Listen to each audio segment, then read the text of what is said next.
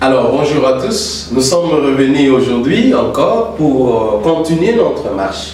Nous parlons de la formation MBS, Master of Business Industries, la maîtrise en administration des affaires à la rue, ainsi que le programme d'autonomie.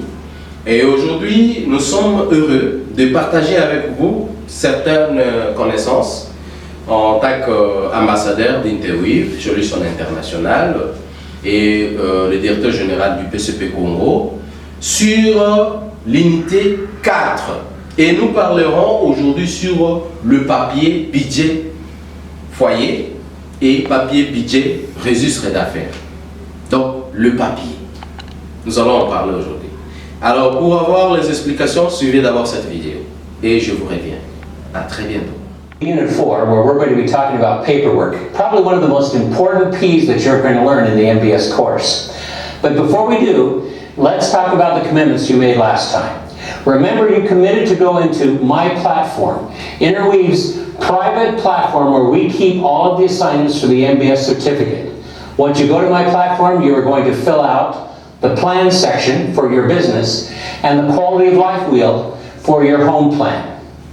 In addition, you're going to continue saving, even if it's just a little bit, so that you get in the habit of spending less than you earn. Now remember, these commitments are important. If you don't do the commitments, then this class is just theory like any other school class. But if you do the commitments, you will have a higher income, a better home, and improved community. And so, if you're done with your commitments, let's dive into paperwork.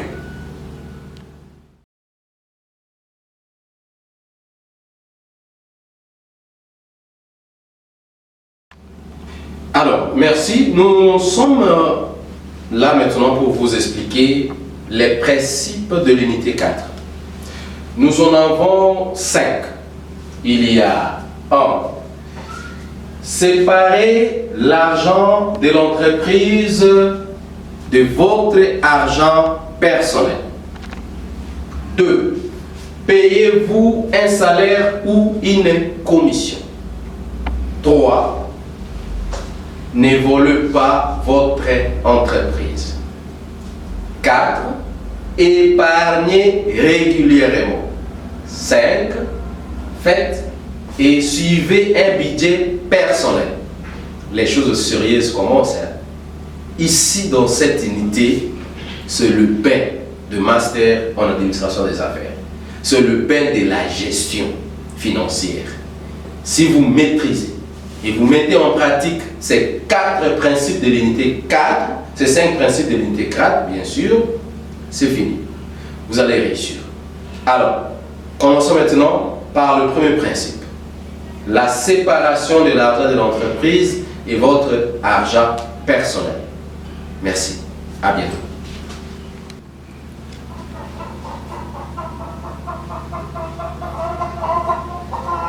Maria! Voilà! Hey, salut! Comment ça va? Ça va bien. Waouh, tous ces œufs. Ton affaire marche bien. Oui, et j'en suis reconnaissante. Tous mes efforts commencent enfin à payer. Tu veux des œufs? Oui. Moi aussi, j'ai une bonne nouvelle. J'ai trouvé un appartement pour ma famille. Nous allons enfin avoir l'eau courante et une fenêtre. Sauf que je n'ai pas tout à fait assez d'argent pour l'instant. Il me faut $1000 pour emménager. Je ne veux pas perdre cet appartement, Maria. Il est parfait pour nous. Tu veux m'aider?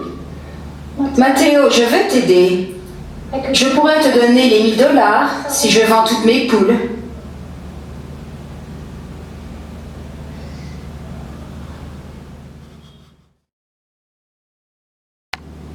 En suivant l'histoire de Maria, depuis Colombie, vous avez remarqué que cet entrepreneur reçoit son frère qui lui amène avec une demande d'aide, bien sûr. Il lui demande $1000.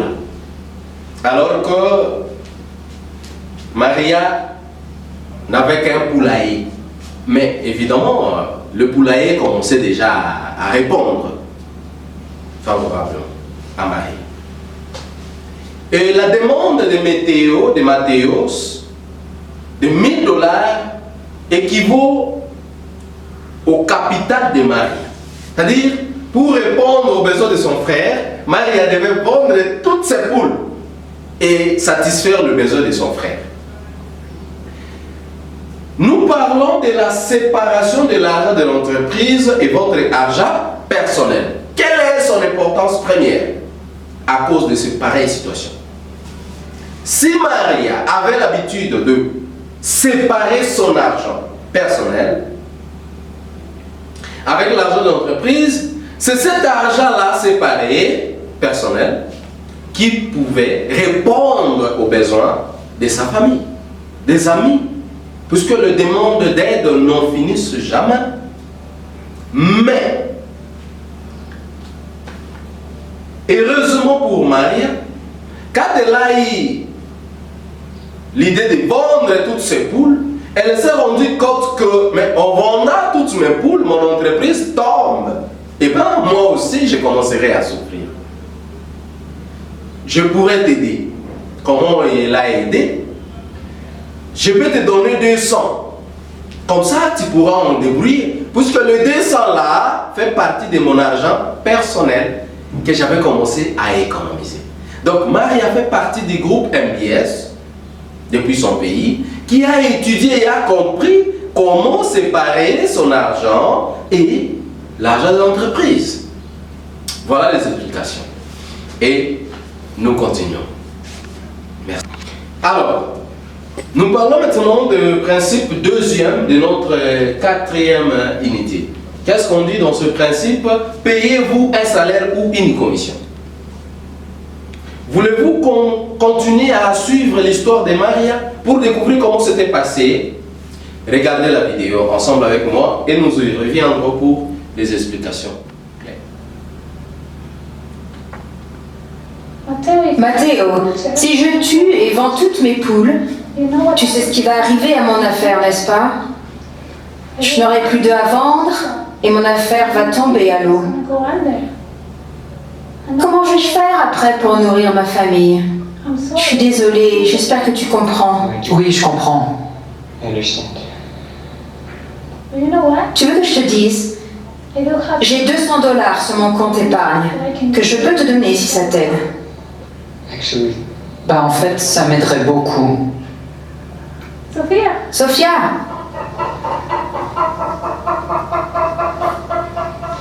Thank you, Maria. Merci, Maria. de rien. Je suis contente de pouvoir t'aider un peu. Look, Sophia. Regarde, Sophia. Grâce à l'épargne, Maria a aidé son frère sans pour autant détruire son entreprise. Et comment Maria avait trouvé de l'argent pour épargner lorsqu'elle s'est fait un salaire ou une commission dans son entreprise? Alors, un salaire, c'est un montant fixe que nous prenons de l'entreprise, quelle que soit la santé de l'entreprise. Et une commission est un pourcentage de la vente ou des ventes que nous faisons dans une journée ou dans une période déterminée. Nous devons nous payer un salaire ou une commission afin d'avoir votre propre argent. C'est très important. Si vous n'avez pas cette culture, vous allez détruire votre entreprise, je vous le dis. Avoir un salaire ou une commission, c'est épargner votre entreprise à la destruction, à la faillite. Merci. Le principe troisième, ne volez pas votre entreprise. Ne vole pas ton entreprise. Sachez que l'entreprise et le propriétaire d'entreprise sont deux personnes différentes. Lorsque vous commencez à vous payer un salaire et à faire une commission, vous êtes différentes en termes de personnes. Alors, regardez dans l'image qu'on vous montre, le propriétaire d'entreprise avec des bonbons. Souvent, dans cette histoire, un propriétaire d'entreprise qui avait ses enfants et chaque dimanche, avant d'aller ou chaque matin avant d'aller à l'école, l'enfant demandait des bonbons. Et c'est chaque jour qu'on consommait des bonbons à l'entreprise. Ça, c'est rendre compte que c'est du vol à l'entreprise. Pour ne pas voler à l'entreprise, lorsque vous consommez son produit, payez de l'argent. Et ne peut le faire que celui qui s'est rendu compte que je dois séparer mon argent personnel et l'argent de l'entreprise. Ainsi de suite.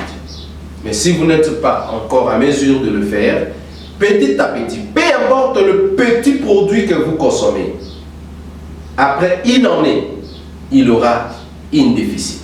Ça c'est vrai. Il aura quelque part qui va bloquer. Et vous allez remarquer que vous avez échoué. Donc, dans ce principe, prendre de l'argent de l'entreprise sans rembourser, consommer les produits de l'entreprise sans pour autant payer de l'argent, c'est du vol à l'entreprise. Voilà le principe à mettre à cœur. Bienvenue au succès des affaires.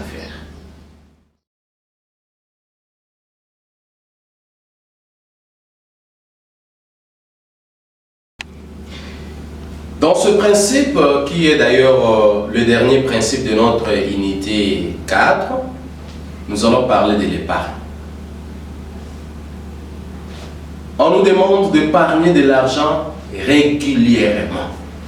Même s'il vous restait qu'une pièce de monnaie, épargnez-les. Mais hélas, très souvent, les gens économisent de l'argent lorsque la sécurité et la liberté de l'argent supplémentaire sont plus importantes pour eux que le plaisir de dépenser. Mais il existe de nombreuses manières d'économiser de l'argent. Réfléchissez bien. Comment vous pourriez bien continuer à prendre des habitudes d'épargne de votre vie? Écrivez-les dans votre carnet ou dans un endroit désigné avec de différentes idées qui vous viennent en tête. L'épargne, il ne faut pas attendre que, oui, évidemment, on dit on peut épargner que lorsque le revenu est plus grand que la consommation. Mais si vous n'avez pas un revenu normal qui est plus grand que la consommation, vous ne pouvez pas épargner. Ça, c'est un principe de l'économie, oui, on le sait bien sûr. Mais vous devez vous dépenser. Franchir cette muraille pour ne fût-ce qu'une pièce de monnaie, ne fût-ce qu'un 200 francs congolais par jour. Ça vous fera quoi? Épargnez régulièrement. Épargnez régulièrement. S'il vous plaît, ne consommez pas tout, ne gaspillez pas tout. Parce que c'est avec l'épargne que vous allez investir. Avec une durée bien sûr déterminée. L'épargne, c'est très important pour un entrepreneur, pour un maître en administration des affaires. L'épargne, c'est le poumon. Voilà. Merci et à bientôt.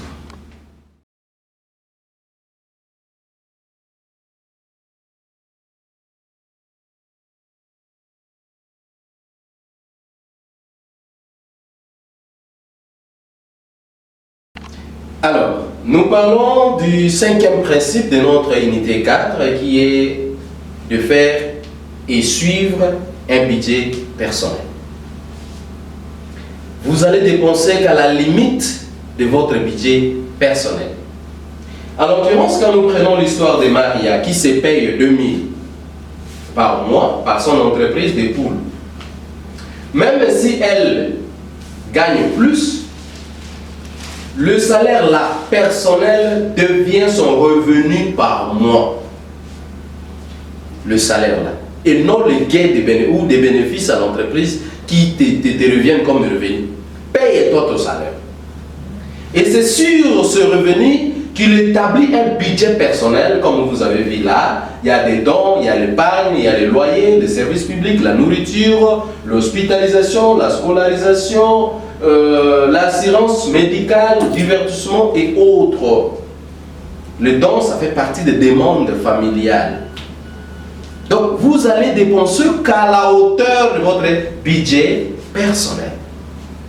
Un entrepreneur, sa budget personnel, 0. Vous allez dépenser de l'argent, ça calcule.